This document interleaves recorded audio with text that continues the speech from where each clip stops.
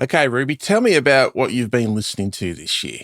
I've been listening to a lot of things this year. To be really upfront about it, a lot of it is Australian focused and a lot of it is investigative journalism, media critique and true crime. Those are my interests and I have not strayed very far from them this year. You don't want something a little bit lighter than that? You heard it here first. Ruby Jones is into journalism and shows about journalism. Today she's bringing you her favourite podcasts of the year. And while they don't stray too far when it comes to themes, she's mixing it up on format, recommending everything from immersive narrative series to friends with chat shows. I'm Daniel James, and you're listening to 7am. Today, Ruby Jones with her 5 favourite podcasts of 2025. It's Friday, December 26. I hope the food coma is treating you well.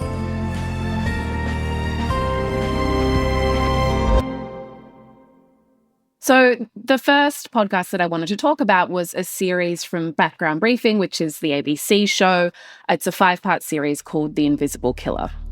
You know the perfect place to be a serial killer? An aged care home. Background Briefing is a great podcast. What can you tell me about The Invisible Killer? Yeah, they did a lot of good series this year, but this one really stood out to me. So there's 5 episodes. It's hosted by Anne Connolly. She's an incredible journalist. So she's best known for her 2018 Four Corners, which was all about abuse and neglect in Australian nursing homes. And that episode of Four Corners is so famous because before it even went to air, the Prime Minister at the time, Scott Morrison, announced a royal commission into aged care. So she's got a lot of credibility in this space, and this series is also about aged care. It focuses on one particular nursing home in New South Wales, in Newcastle, and then her case kind of hones in on one particular man who worked in that centre. The search is on. The fear was that we had more than likely a possible serial killer. We were very concerned there was going to be more. And the police race against the clock to find out who did it. I believe that I was their prime suspect. And what I thought was so clever about this series is it's really gripping. It really follows a lot of the kind of true crime serialized formats, but usually, you know, it's like a young woman who's gone missing, a beautiful young woman, whereas in this case, you've got these elderly people who I think a lot of the time, you know, people have forgotten about. And I think what she really does in this series is show us how easy a target some of these people are in these homes for a person who, in this case, is potentially a serial killer. So one of the things that gets on my goat about, true crime podcasts is that you listen to hours and hours and hours of worth of a series and it reveals nothing new about the case. So does this particular podcast actually reveal anything new about these killings, these murders? Yeah, I think that was always the danger in this case because a lot of where the story begins has already been reported. But I think what she does that's new is that she actually speaks to the person who is accused. He's in prison, so I don't want to kind of put any spoilers in, but she gets in touch with him. And it's really fascinating hearing her trying to work out whether or not she thinks he's done it and what his motivations might be and what he's trying to extract out of her. So that's really interesting. But then she does push the case further because he is accused of 3 killings, but she starts to look into previous places that he's worked and to figure out if there were any unexplained deaths there. And I think that what becomes clear is that there are a lot of unexplained deaths in aged care. Okay, so that was The Invisible Killer by Background Briefing. Sounds fascinating. What was your second pick?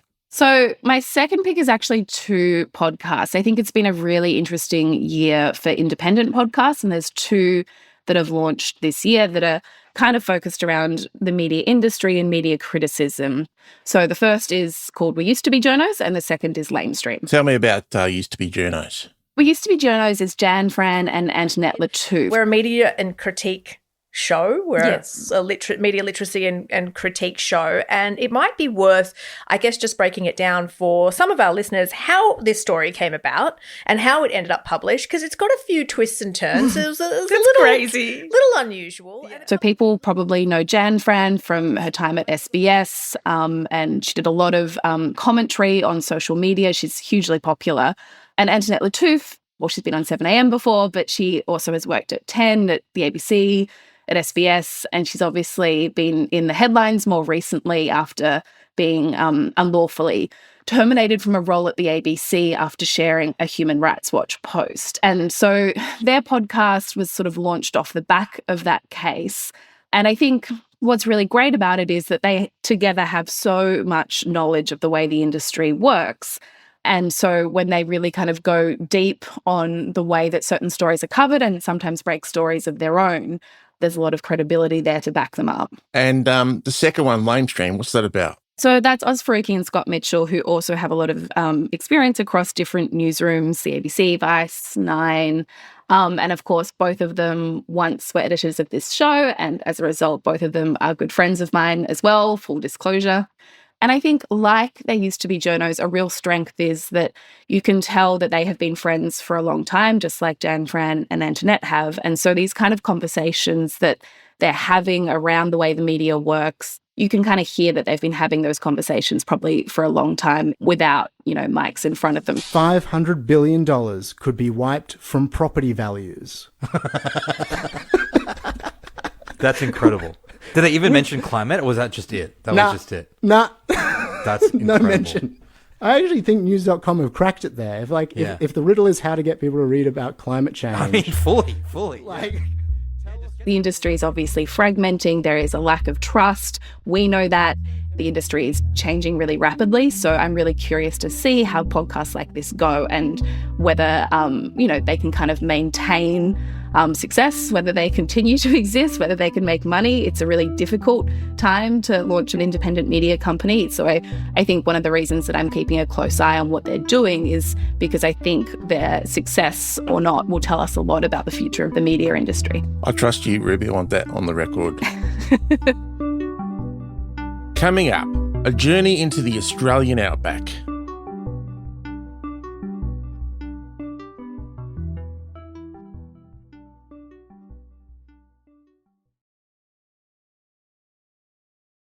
Okay, Ruby, what's your third pick? Yeah, let's go back to beautifully produced, expansive narrative podcasting. And one of my favourites of this year was Expanse, Nowhere Man. So that's another ABC production. It's August 1999, and something strange is happening in the Australian outback. When I got there, it was just organised chaos. It's one of the most extensive searches ever mounted in the Great Sandy Desert. The story begins in 1999. There's this young American man, Robert Baguki. So he basically left his bike by the side of the road and he walked out into the Great Sandy Desert in WA. And he was out there for a very long time. There was a huge media circus around his disappearance. And then in, I think, 2022, the host of this podcast, Erin Park, she becomes interested in what had happened to him. Why would a fit, intelligent young man with everything to live for plunge into one of the deadliest landscapes in Australia on purpose? It's very easy to dismiss. And I think kind of one of the early things that really interested me about it was the way that she kind of describes the media circus around his disappearance. It was the 90s, which is sort of the boom time for, current affairs television. And when he's actually found, it's by a Channel 9 helicopter and they kind of descend on him. He'd been gone for 6 weeks. He hasn't eaten for 6 weeks. And they kind of just land in front of him and just film the entire thing.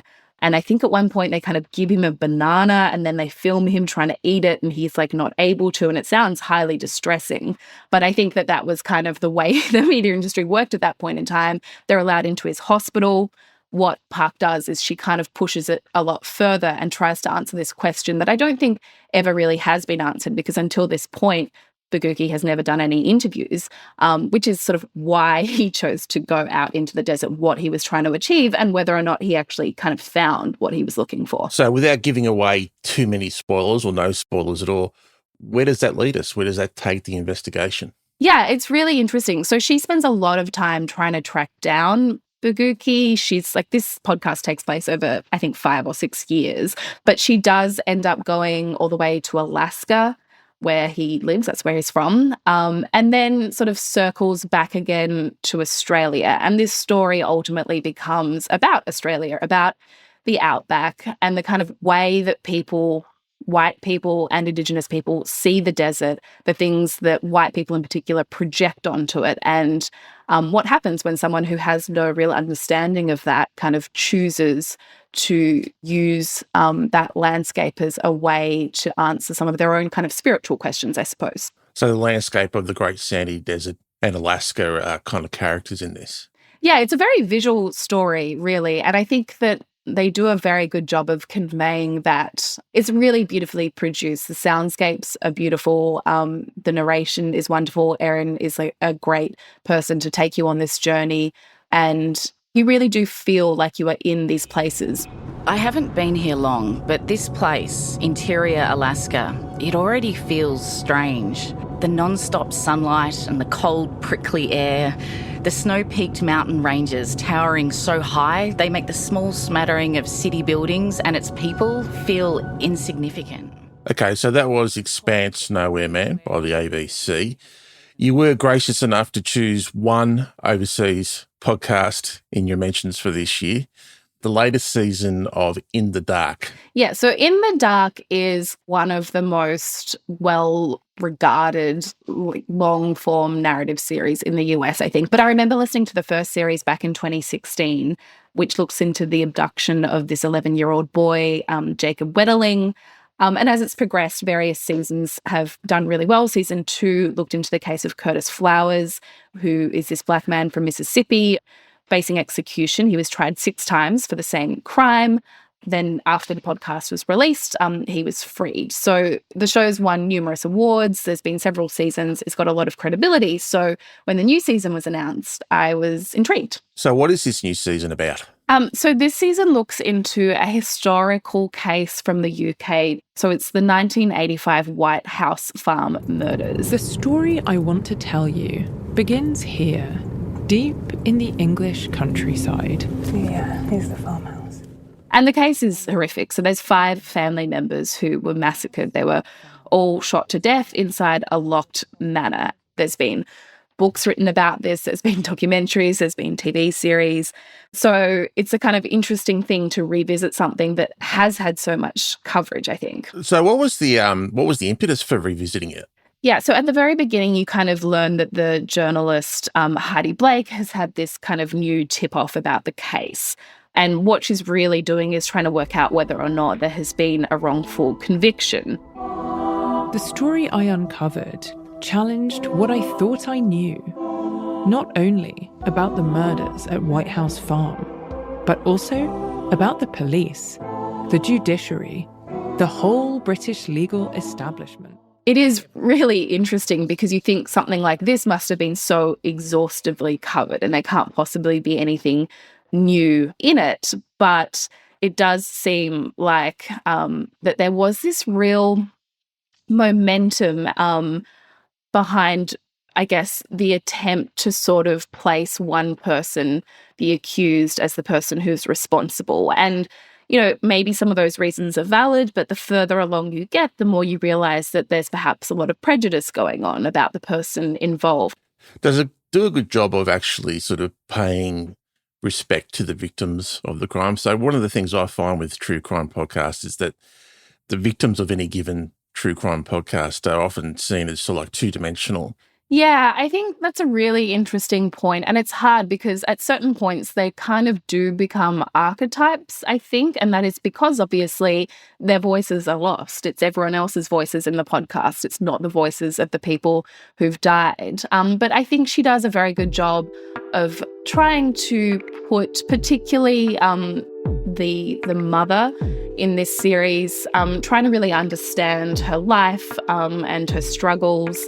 I mean, it's a very dark story, but I think that she does try and kind of tell it with a level of nuance that probably was not used back in the 80s when this story first came out.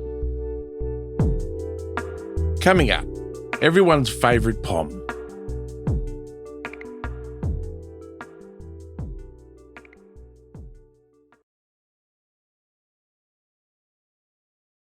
And finally, Ruby, you've given a special mention to Louis Theroux's interview series. Yeah, so he's up to season 6 now, and I know that everyone loves Louis Theroux, but there's a reason. Hello! Oh, that was too loud. Sorry. Hello, it's me, Louis Theroux. How are you? I'm delighted to say my podcast is back for a brand new series. You know, he's so curious and so self-effacing, and manages to ask these, you know, really straightforward questions that need to be asked in such a disarming way. And I think obviously by this point in his career, he's really helped by the fact that almost everyone who comes on his show knows and trusts him. So he's starting off with this kind of built-in trust from his subjects, but he still just has these kind of freewheeling conversations in which you always learn something new. And I also just think that the people that he chooses to come on the show, the range of subjects is really interesting. And is it funny? Because Louis is actually a really, really funny guy. Is there a lot of laughs in this series? Yeah. He's hilarious, right? He's so deadpan. Yeah. You've said you look like the boy next door if you lived next door to a mausoleum. I probably said that in a weak moment 30 years ago, okay? This is the problem with the internet. It doesn't breathe. Once it's locked in there. No, but you have something. There's something special about your face. I don't know. Yeah, no, it's definitely at times like very serious, but he's very good at sort of like reaching that point of deep seriousness and then flipping it and, you know, kind of like bringing you in and making it light again. So it is always like a real journey, these interviews. Well, thank you for taking us on this journey, Ruby. A number of very interesting podcasts that people can sink their teeth into this summer. Thank you so much for your time. Thank you, Daniel.